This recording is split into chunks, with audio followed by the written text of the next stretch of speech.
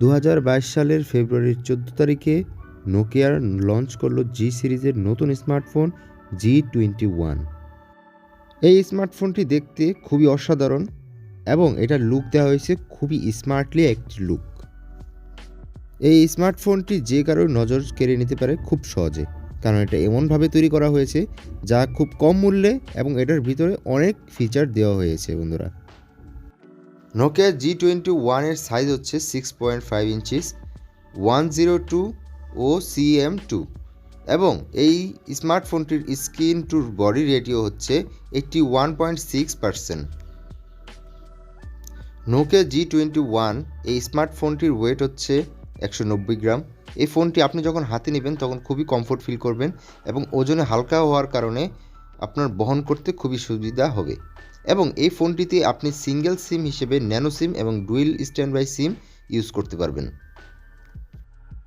Nokia জি সিরিজের G21 স্মার্টফোনটিতে battery দেওয়া হয়েছে 5050 mAh ব্যাটারি এবং charging fast battery charging 18 watt, USB power delivery 3.0। এই স্মার্টফোনটিতে 3টি ক্যামেরা ইউজ করা হয়েছে, ওয়াইড 50 মেগাপিক্সেল, ম্যাক্রো 2 মেগাপিক্সেল এবং ডেপথ 2 মেগাপিক্সেল।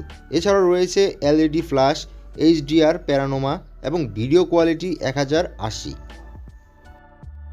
নোকিয়া G21 তিনটি বিভিন্ন ক্যাটাগরিতে তৈরি করা হয়েছে, যার ইন্টারনাল মেমোরি দেওয়া হয়েছে, একটিতে দেওয়া হয়েছে 3GB × 64, আরেকটিতে দেওয়া হয়েছে 4 × 64, আরেকটিতে দেওয়া হয়েছে 4 × 128GB র্যাম।